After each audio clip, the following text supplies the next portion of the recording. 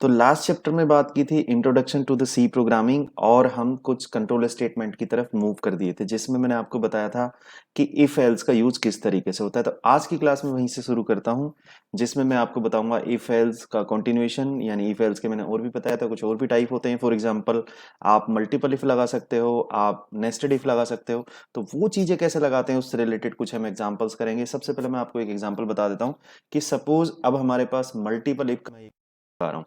तो multiple if का अगर आप ऑल्टरनेटिव देखो तो आप इफ एल्स का लेटर भी उसके लिए लगा सकते हो। तो मल्टीपल इफ के लिए मैं आपको एक क्वेश्चन आपको बताता हूँ। मुझे कौन सा क्वेश्चन करना है?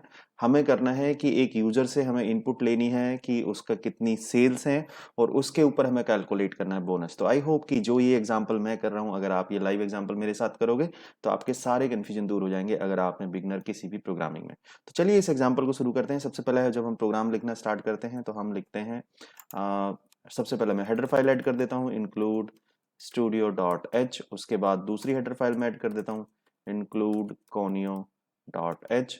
उसके बाद मैं मेन फंक्शन बना देता हूँ void main। उसके बाद मेरा नेक्स्ट स्टेटमेंट आता है कि मुझे जो वेरिएबल डिक्लेयर करने हैं वो मुझे यहाँ पे करने होते हैं। तो मैं कौन सा वेरिएबल डिक्लेयर करूंगा? अभी तो मैं कर देता हूँ, मुझे इंटीजर टाइप की वैल्यू लेनी है तो मैं ले लेता हूँ लेट से इंटीजर। जो यूजर इनपुट लेगा वो है सेल्स और जिसके अंदर उसको जो कमीशन निकालना है या जिसको हम बोनस कहते हैं वो मैंने ले लिया। Bonus is equal to let say 0 starting में।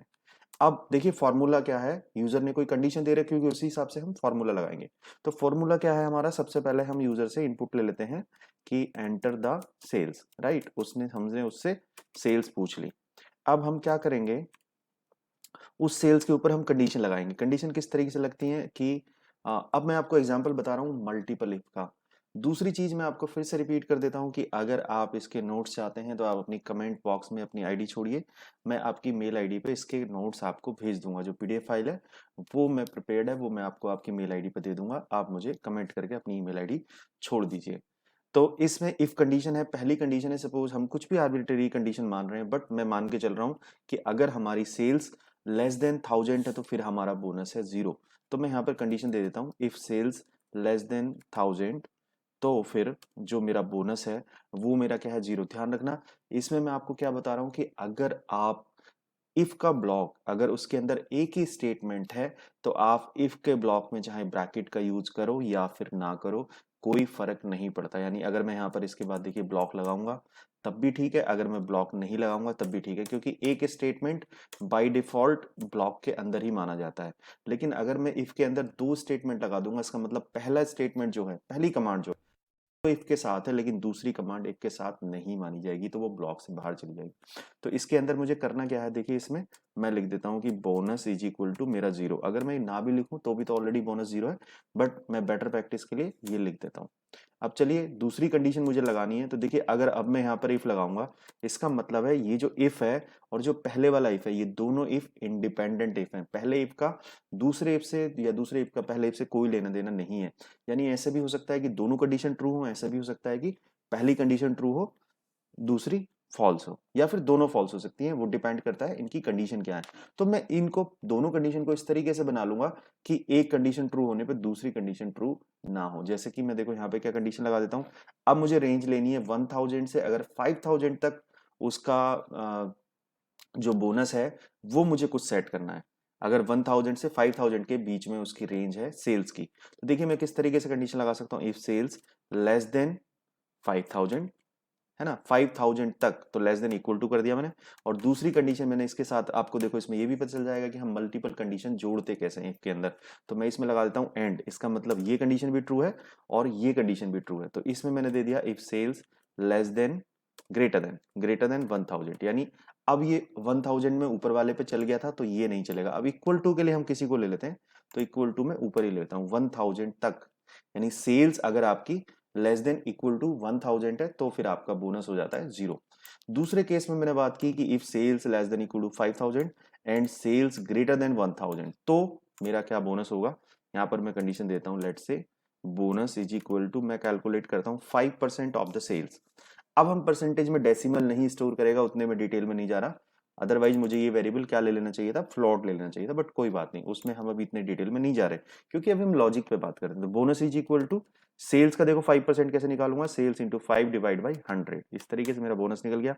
तीसरी कंडीशन मैं खुद बना सकता हूँ। अब क्या कंडीशन है मेरी, इफ अगर मेरी सेल्स जो है वो ग्रेटर देन है इक्वल टू हम ऊपर ही ले चुके, तो मैं ग्रेटर देन लेता हूँ, ओनली ग्रेटर देन 5000। तो अगर मेरी वो 5000 से भी ग्रेटर है सेल, तो फिर मुझे क्या करना है, फिर मुझे बोनस निकालना है। Bonus is equal to sales into 10% मुझे निकालना है डिवाइड बाई 100। यानी अगर वो बोनस जो सेल्स है मेरी वो 5000 से भी ज्यादा है, तो फिर मेरा बोनस होना चाहिए 10% ऑफ द सेल्स। तो ये मेरी तीनों कंडीशन होगी। देखो इसमें मैंने मल्टीपल इफ लगाया, पहला इफ ये रहा, दूसरा इफ यहाँ से लेके यहाँ तक, और तीसरा इफ हो गया मेरा यहाँ से लेके यहाँ तक। तो तीन इंडिपेंडेंट इफ हैं जिनको हम बोलते हैं मल्टीपल इफ। यानी तीनों कंडीशन आपकी ट्रू हो सकती हैं और हो सकता है तीनों कंडीशन फॉल्स हो। ये टोटली डिपेंड करता है आपकी कंडीशन के ऊपर। तो ये तीनों इफ लग गए आपके। इसके बाद मैं क्या करूंगा, मैं इसकी वैल्यू जो मेरा बोनस निकला है उसको मैं प्रिंट करा लेता हूं। तो मैं कैसे करूंगा, print F the bonus is equal to, या बोनस इज इक्वल टू दे देता हूं मैं परसेंटेज डी, क्योंकि परसेंटेज डी से मैं डिनोट करता हूं अपने इंटीजर वेरिएबल को। तो कॉमा मैंने लिखा यहाँ पर बोनस, राइट। तो ये मेरा बोनस प्रिंट हो गया। तो चलिए इस एग्जाम्पल को देख लेते हैं। इस एग्जाम्पल में क्या प्रोग्राम है कि आपसे वो सेल्स पूछेगा, सेल्स के बेस पे वो जनरेट करेगा बोनस, और बोनस के लिए तीन कंडीशन है, ये मल्टीपल इफ है। इसके अलावा मैं आपको एक नेस्टेड इफ का एग्जाम्पल भी दिखा दूंगा, जिसमें जस्ट मैं आपको एक डेमो दिखाऊंगा। तो चलिए इसको रन करते हैं। सबसे पहले मैं इसको रन करने के लिए एग्जीक्यूट में जाके मैं इसको कर दूंगा कंपाइल एंड रन, राइट। उसके बाद इसने मेरे से पूछा, ओके, मेरे से इनपुट नहीं ली क्योंकि हम स्कैनएफ वाली कमांड जो है वो भूल चुके थे। तो स्कैनएफ कमांड हमने नहीं लगाई, ये मैसेज तो दे दिया लेकिन स्कैनएफ नहीं लगाया। मैं यहाँ पे लगा देता हूँ स्कैनएफ कैसे लेते हैं इनपुट, परसेंटेज डी कॉमा एम% सेल्स के अंदर लेना है मुझे, राइट। तो ये तरीका होता है स्कैनएफ लेने का, ऑलरेडी हम यूज कर चुके थे, आज हमने भूल गए लगाना, तो हम इसको फिर से एग्जीक्यूट कर लेता हूँ। एग्जीक्यूट, अब उसने मेरे से पूछा एंटर द सेल्स, लेट से पहली बार मैं डाल देता हूँ 1500। तो आपको पता होगा ये किस रेंज में जाता है, दिस इज बिटवीन 1000 एंड 5000। तो उस केस में 5% ऑफ द सेल्स मुझे बोनस निकालना है। तो 5% ऑफ द सेल्स कितना होता है वो देख लेते हैं। आप देखिए उसने मुझे बता दिया 75 रुपीज। अगर आप कैलकुलेट करेंगे तो I hope this is the 5% amount of 1500, that's why the bonus is 75। Now let's see with another example, I am again running this program with another input.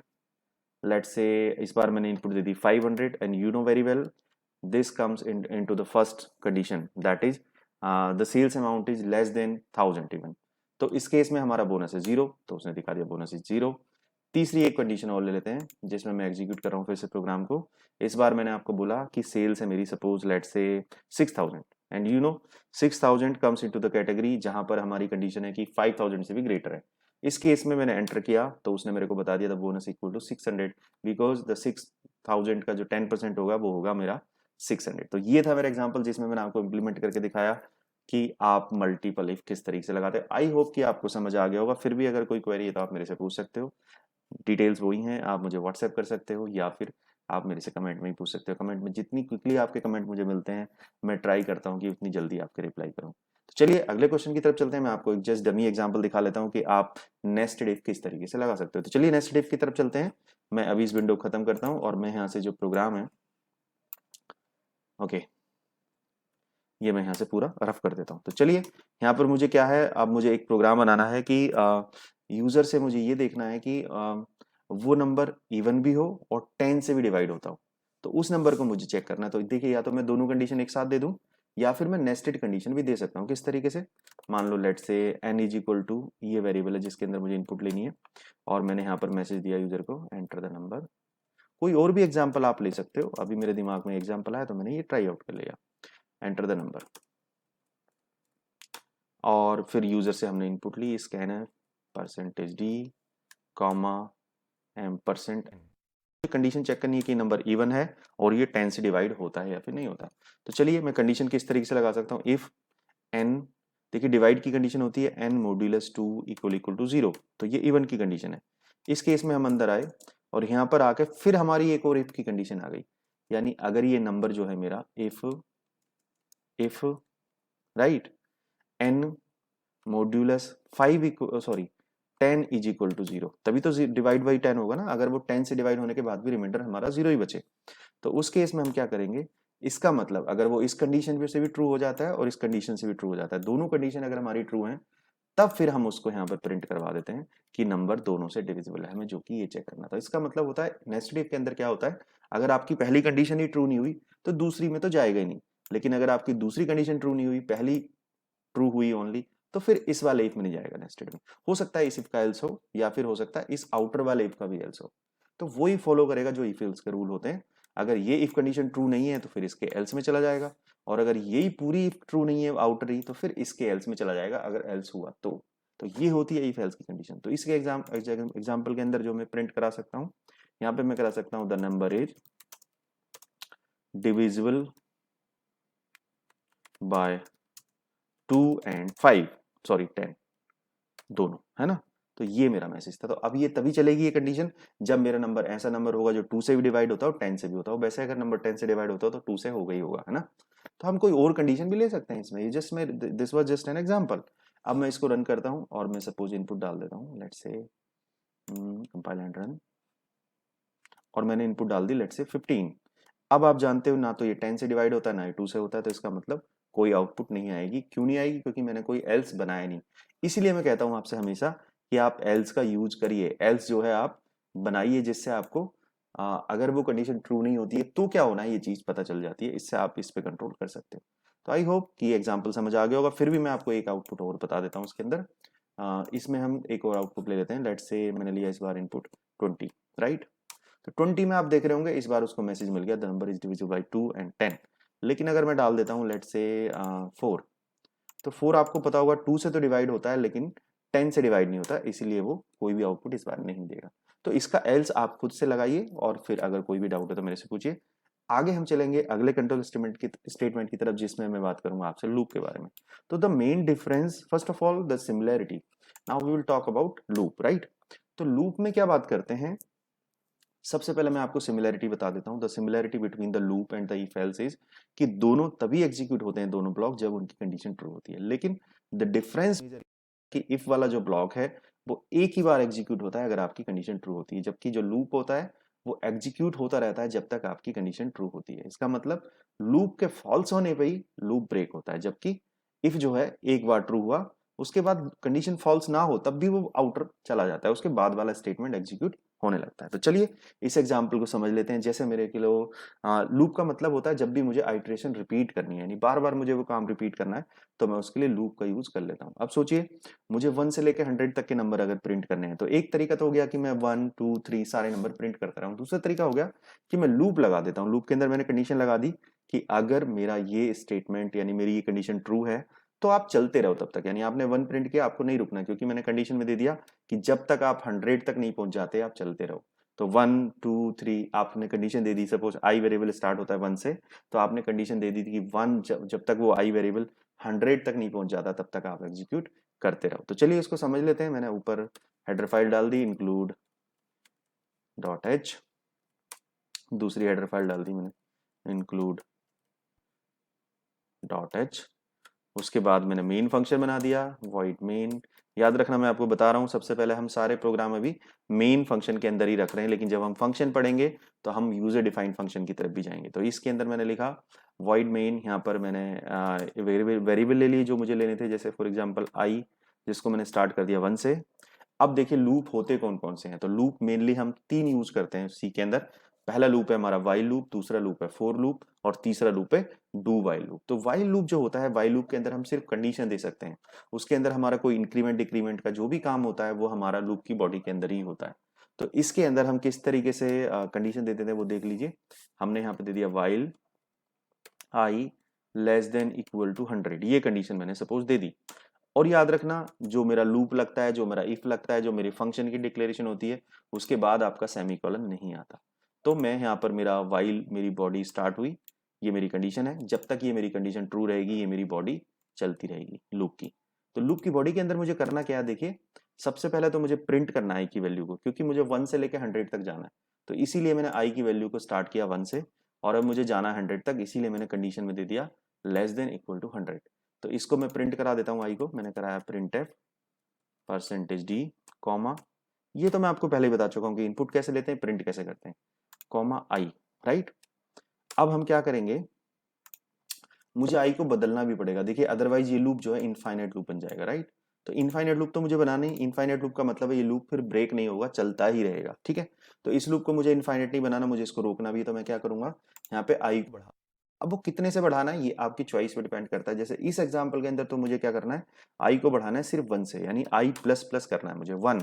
I plus plus का मतलब होता है the value of I will be incremented by 1। तो मैं इसको दूसरे तरीके से भी लिख सकता हूँ, I is equal to I plus 1, that is also the same thing. If I write instead of I plus plus I can write plus plus I even, that will also execute in the same way। But अगर मुझे I की value लिखनी हो तो थोड़ा सा उसका meaning बदल सकता है, वो हम लेटर एग्जाम्पल में देखेंगे। इसके अंदर अगर आप देखोगे तो पहले I की वैल्यू 1, तो 1 प्रिंट हो जाएगा, फिर I की वैल्यू बढ़ेगी 2, फिर 2 बढ़ने के बाद प्रिंट नहीं होगा, पहले ऊपर चेक करने जाएगा, तो still 2 less than 10 100, 2 less than 100 वो ट्रू है, फिर लूप की बॉडी के अंदर आ जाएगा, फिर वो उसको प्रिंट कर देगा, यानी 2 को प्रिंट कर देगा।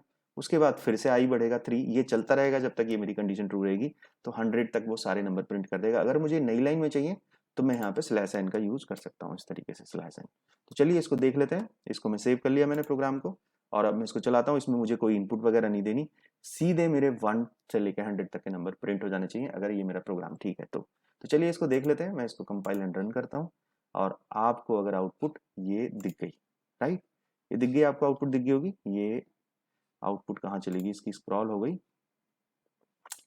इसकी आउटपुट के लिए मैं दोबारा से इसको रन कर लेता हूँ। ये देखिए आपको ये आउटपुट दिख गई, ठीक है। ये हमारी आउटपुट 1 से लेके ऊपर 100 तक के सारे नंबर मेरे प्रिंट हो गए। ऊपर को नंबर स्क्रॉल कर गए, वो आप अपने आउटपुट विंडो पे देखोगे तो आपको दिख जाएंगे। चलिए इसको मैं हटा देता हूँ। अब हम दूसरे प्रोग्राम की तरफ चलते हैं, यानी ये कंडीशन आप कुछ भी बदल सकते हैं। फॉर एग्जांपल मुझे क्या करना है, सपोज 1 से नहीं लेने, इस एग्जांपल को थोड़ा सा मॉडिफाई कर लेते हैं। 1 से प्रिंट नहीं करने, मुझे 2 से प्रिंट करना है और इवन नंबर प्रिंट करने हैं।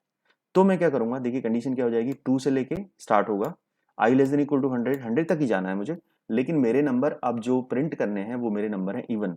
इसका मतलब गैप जो है आपका वो प्लस प्लस होने की बजाय 2 हो जाएगा, यानी I is equal to I plus 2 कर दूंगा मैं। तो देखो नंबर जो है इंक्रीज होंगे वो बाई 2, यानी कि 2 के बाद अगला नंबर 4 आएगा, अगला नंबर 6 आएगा, अगला नंबर 8 आएगा, अगला नंबर 10 आएगा, इस तरीके से बढ़ेंगे, ना कि वो नंबर एक ही नंबर को स्किप करने लगेंगे। तो चलिए इसको देख लेते हैं, मैं इसको रन करता हूँ दोबारा से, और अब ये जनरेट करेगा आपके 1 से लेकर के, यानी 1 नहीं 2 से लेकर के 100 तक के सारे इवन नंबर। तो चलिए इसको देख लेते हैं। अब देखिए उसने 100 तक के नंबर जनरेट करें, लेकिन अगर आप ध्यान से देखोगे तो अब वो जनरेट कर रहा है आपके सिर्फ इवन नंबर, वो स्किप कर रहा है आपके ओड नंबर्स को। दूसरा आपका क्या सॉल्यूशन हो सकता है, ये आप मुझे बताइए। आप मुझे व्हाट्सएप भी कर सकते हैं, आप मुझे कमेंट में भी बता सकते हैं, आप मुझे ईमेल भी कर सकते हैं।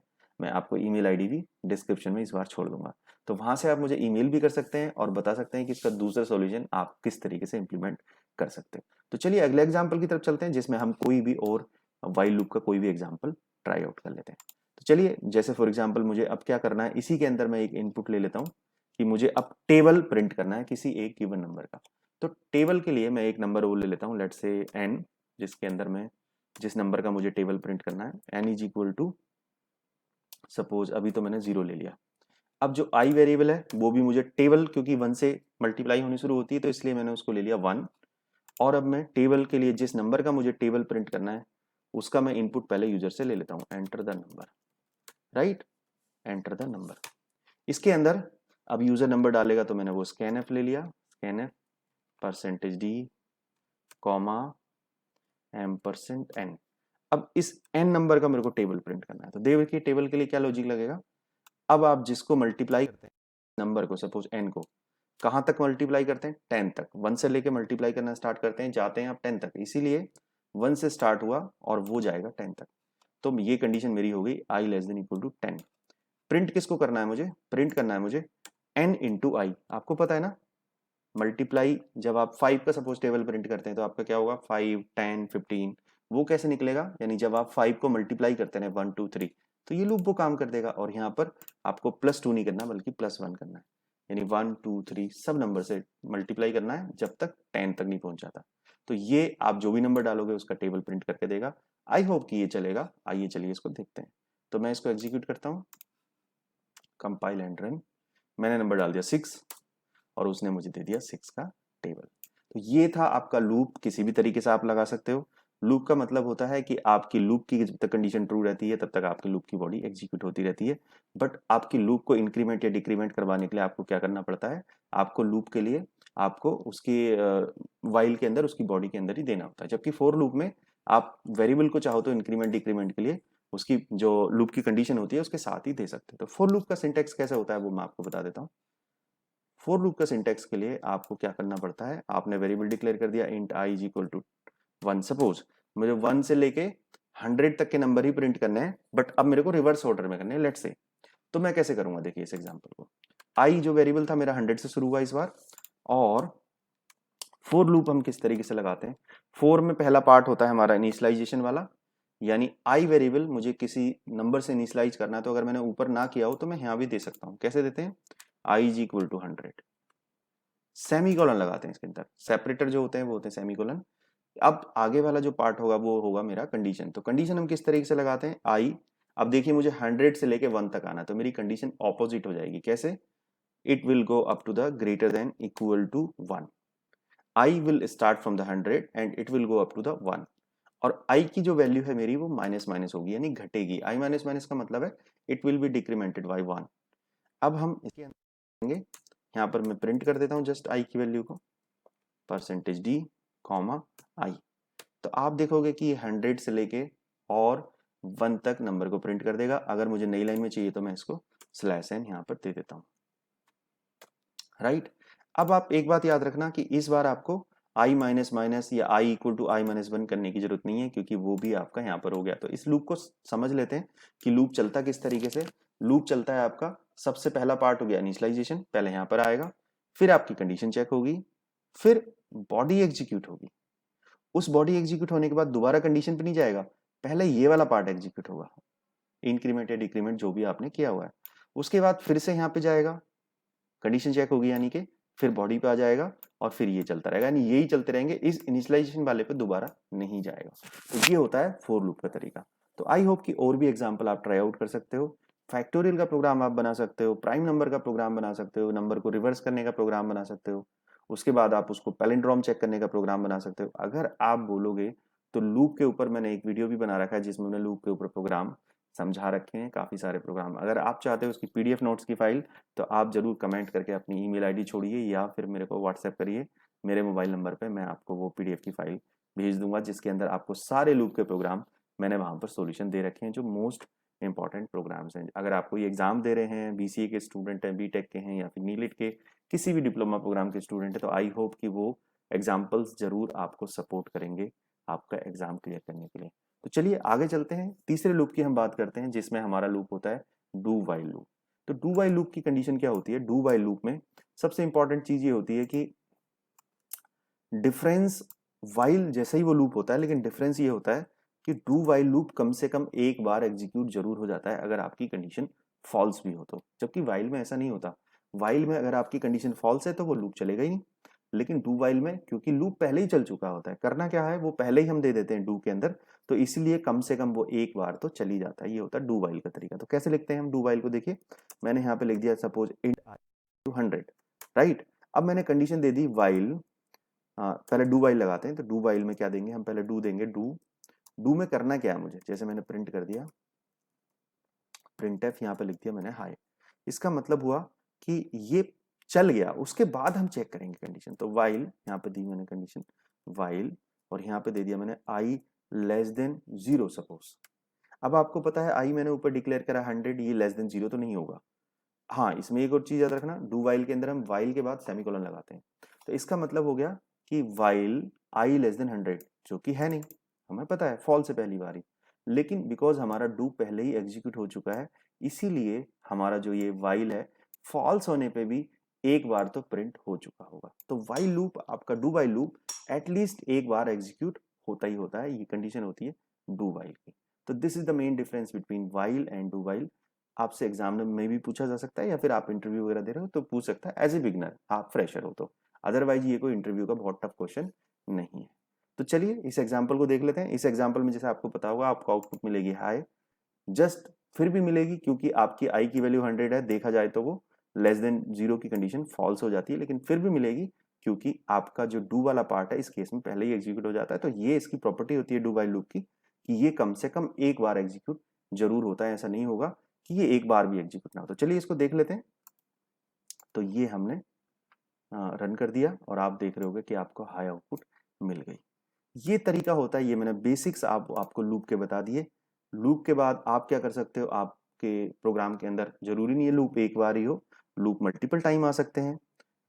थोड़ा सा मैं यहाँ पे सिंटेक्स बता देता हूँ, उसको फिर मैं एक्सप्लेन करूंगा नेक्स्ट चैप्टर में। पहले हम बात करते हैं कि अगले चैप्टर में क्या एक्सप्लेन करूंगा, मैं लूप के ऊपर एक दो क्वेश्चन एक्सप्लेन करूंगा और लूप के और अंदर डिटेल में हम बात करेंगे, जिसमें हम मल्टीपल लूप लगाएंगे, हम नेस्टेड लूप लगाएंगे। तो ये सारी चीजें मैं आगे बता देता हूँ। लेकिन नेस्टेड लूप का मतलब क्या होता है वो मैं थोड़ा सा यहीं पे एक्सप्लेन कर देता हूँ। मल्टीपल लूप का मतलब होता है, मैंने यहाँ पे सपोज एक लूप लगाया, एक लूप मुझे और लगाना है, तो हो सकता है मैं यहाँ पे एक लूप और लगा लूँ। ऐसा नहीं कि मैंने एक लूप लगाया तो दूसरा लूप नहीं लगेगा। और ये भी मतलब नहीं है कि मैंने ये पहला लूप लगाया तो दूसरा लूप इसके इमीडिएट बाद ही लगेगा, यानी इसके बीच में कोई लाइन ना हो सकता है, इसके बीच में ये नॉर्मल लाइन है, यहाँ पे कुछ नॉर्मल कोडिंग है ना। उसके बाद फिर मेरा लूप आ गया, तो पहले ये लूप चलेगा जब तक कंडीशन ट्रू रहेगी, फिर ये लाइनें वैसी नॉर्मल एग्जीक्यूट हो जाएंगी, फिर ये लूप चलेगा। तो लूप आपका कहीं भी आ सकता है, और लूप आपका इस तरीके से भी आ सकता है कि पहले आपका लूप चल रहा था सपोज, इसके अंदर फर्दर फिर लूप आ गया, राइट। तो फिर ये किस तरीके से एग्जीक्यूट होगा, ये सारी डिटेल बताऊंगा मैं अगले चैप्टर में, जिसमें मैं आपको लूप के अंदर फर्दर डिटेल और एक स्विच का एग्जांपल मैं आपको एक्सप्लेन करूंगा। तो फिर मिलेंगे अगले चैप्टर में।